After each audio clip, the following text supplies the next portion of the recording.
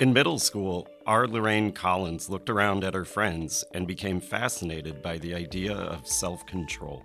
I was like, what is going on with the fact that some of the people I know are kind of well-regulated and don't have issues, and then others just constantly run into issues with all sorts of behaviors. That early fascination led her to study psychology with a focus on obesity. As a postdoc, she shifted her focus to alcohol and then, as a researcher in the early 90s, to cannabis, at a time when hardly anyone was studying it and medical marijuana wasn't even a thing. Now a SUNY Distinguished Professor at the University at Buffalo and Director of the Center for Cannabis and Cannabinoid Research, Collins is widely recognized as an expert on the use and abuse of the popular weed. In 2018, she was named to a working group tasked with drafting legislation to regulate recreational cannabis use in New York State. That program began rolling out earlier this year. Welcome to Driven to Discover, a University at Buffalo podcast that explores what inspires today's innovators. My name is David Hill, and on this episode, I'll be talking to Dr. Collins about the pros and cons of cannabis legalization. So you started out researching the idea of self-control. Where did that interest arise? It did arise in middle school, where I had a good friend who often struggled with food, and I and others around her did not. And so I was curious about that. Now, you began researching cannabis long before most others were even doing so. Tell us, how did that come about? So I had an NIH grant to look at heavy drinkers, particularly focusing on malt liquor. And we ran a survey study, recruited over 600 young people in the Buffalo area. And, you're looking at your findings. And one of the things that really struck me was that about 50% of our sample reported that they use cannabis on a regular basis. That was completely unexpected, and that launched me into cannabis. Now, as a researcher, you are an advocate for legalizing recreational cannabis. What do you see as some of the positives in making it legal? So the main positive that I see is safety. When you get an illegal substance of any sort, you do not know what you're getting. And especially these days with fentanyl being used to cut everything, it's really important that people have products that have been tested, products that they know are safe. In the case of cannabis, how it's cultivated can be really important. You don't want a product with pesticides. You don't want a product that's been sitting around gathering mold. So safety is very important with regard to the product. And then with regard to the person, I do get concerned that as long as cannabis is illegal, that brings people into contact with illegal activities, criminal activities. What are the pitfalls? So the pitfalls vary. One very important one is access for youth. We do not want cannabis to be used by adolescents and even into young adulthood. We know, the research is showing us more and more, the ways in which cannabis can disrupt certain aspects of brain development. Cannabis use and driving is a huge issue for many people. Another issue that I think is really important is just access. When you have a legal substance that's easier to purchase, you might get people either who haven't used to experiment or want to try it. And then a real concern are the people who have used and now have easier access, and so they use more, because we do know that excessive use of cannabis can lead to cannabis use disorder.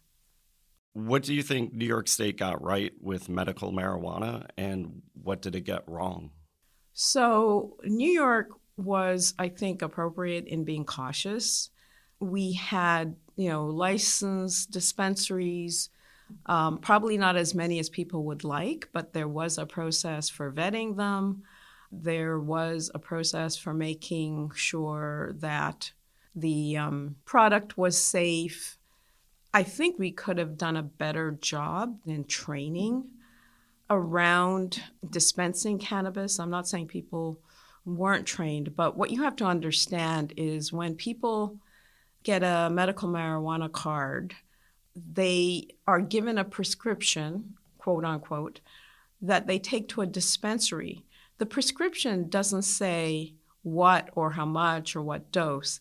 At the dispensary, the people who work there are the ones who talk to the patient about what might help them. And so it's kind of dispensary by spontaneous conversation and sometimes limited knowledge. And then as the program has evolved, more and more disorders have been added, and the way in which disorders get added, not just to New York, but to any medical cannabis program, seems to be through advocacy, not through scientific research. And so we do have disorders where I get concerned. A very popular one is PTSD, and that's a very complicated disorder to diagnose. And it has multiple components, some of which cannabis might address, but some of which could be exacerbated by cannabis. We know that cannabis can exacerbate anxiety. We know that cannabis can exacerbate depression. And so to give someone who's struggling with those particular disorders cannabis in a semi-regulated way is cause for concern. Now, what about recreational cannabis? Clearly, the state was smart enough to bring people like you to the table before writing the current law. Did New York State take all of the working group's recommendations? I think the state was smart to bring people together, and I want to let the audience know that the working group was very kind of diverse in terms of expertise and areas of focus. So we had people from agriculture, mental health, the sheriffs and state police, a wide range of folks, including researchers like me. Where things went off the rails in terms of our recommendation was, again, I think embracing advocates' perspectives as opposed to research perspectives. And one of the ways in which I think New York could have done a better job, for example, is collecting data well ahead of the implementation of recreational cannabis. And so our baseline data with regard to the prevalence of cannabis use, especially in high-risk groups, I don't think is all that great. Another thing that we advocated is that marketing not include any kind of packaging that was really attractive. We wanted plain packaging just with the relevant information about dose and safety and a few key variables. And my understanding is that marketing will have a whole lot more in terms of labels. But the underlying issue that I struggle with as a researcher is the lack of research. I mean, we just don't know enough. We're kind of blindly going forward with legislators who are motivated by a wide range of concerns, but less so about understanding what we're doing here. How do you feel New York State is doing on the social justice front? New York has done quite well in certain areas. I mean, one important area was to expunge criminal records of people who had been arrested on charges that we now consider not as serious as when those arrests were being made at the height of the war on drugs, especially in New York City. And part of the problem there is, as a state, we were sending people to jail for minor infractions, disrupting communities, and really pulling mostly men out of their families and out of their communities. So those are all problems that the social justice components are seeking to address. And we have begun with expunging records. Also in the licensing process, there is a license that is available to people from communities that have suffered social disruption related to these drug arrests. And so I think that's all good. One of the things to know, by the way, is that there have been federal cases brought where the notion of giving certain communities a head start in getting licenses has been legally questioned. And so the result of some of that is that the implementation of the cannabis program has been very slow, very frustrating. Now, we've talked quite a bit about New York State's cannabis regulation. The rules and the laws in New York State are the same as in, let's say, Nevada or California, right?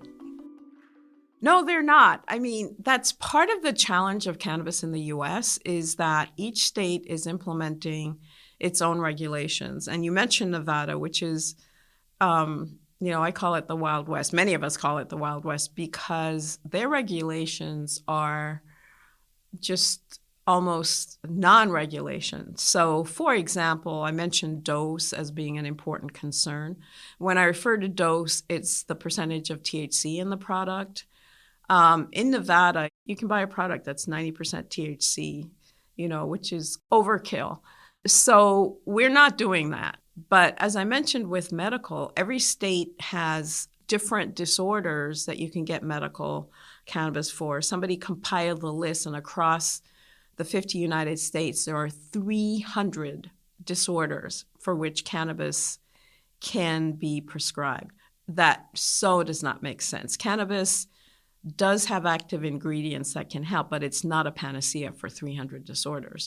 So I'm a huge advocate for a federal law that would kind of create an equal minimum level of regulation that would help everyone just to get the lay of the land.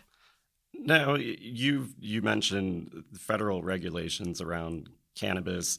The federal government still classifies it as a Schedule I drug. What does that mean, and why is that classification a problem for researchers like you?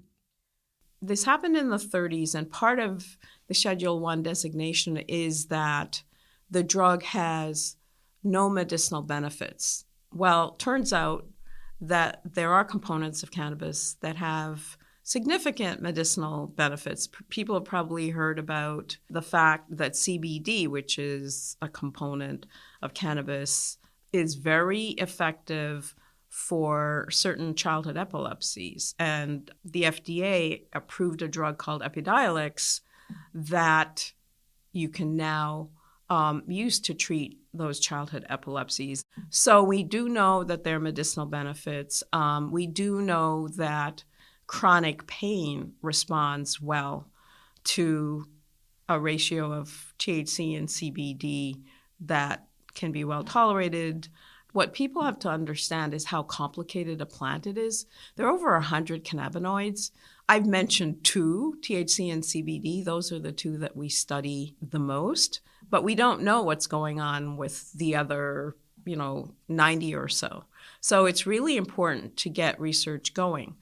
In order to do research, especially federally funded research, you have to get approval at 3 levels of the federal government or 3 organizations within the federal government. One is the DEA, the other is the FDA, and then in the U.S., for a researcher, the cannabis that you use needs to come from the National Institute on Drug Abuse. And although NIDA has expanded cultivators of their cannabis and so forth, we're still really constrained by the dose that they provide. It's way lower than the dose that's available at retail. And we're also constrained by the nature of the product. So, I've heard complaints.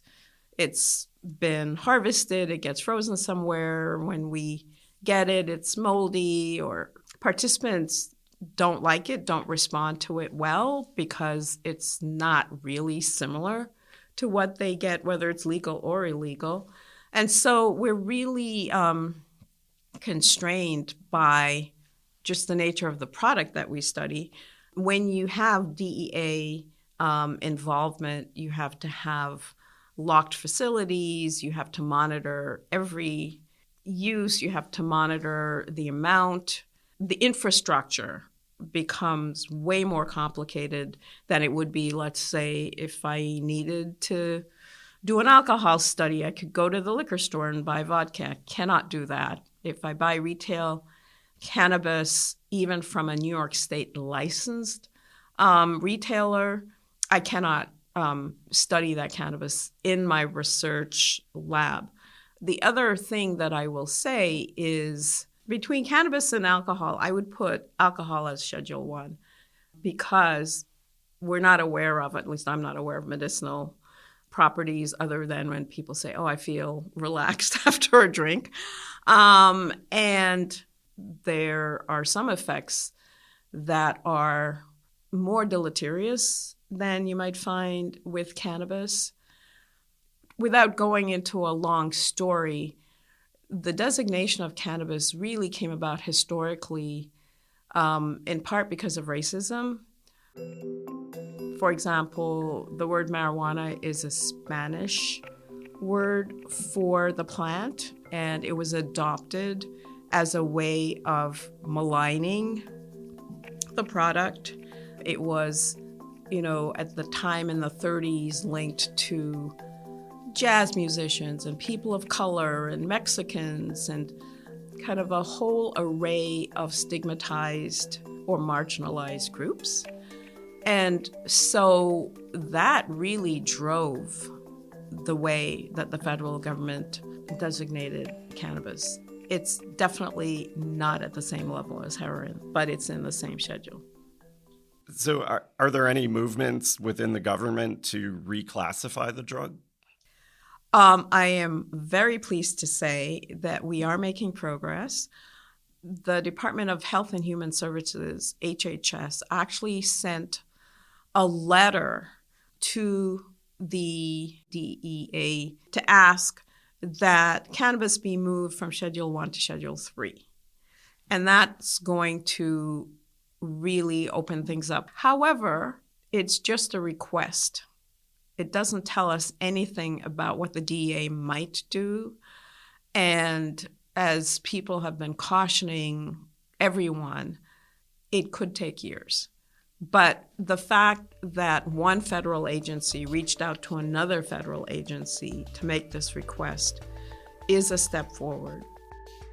Well, thanks so much for your time, Dr. Collins. This has been incredibly illuminating. Well, thank you for having me. One of the things that I try to do as a researcher is to try to relay accurate information about cannabis. There's so much myth, there's so much misinformation that, you touch the cannabis button and I'm off and running. So this has been fun. Thank you.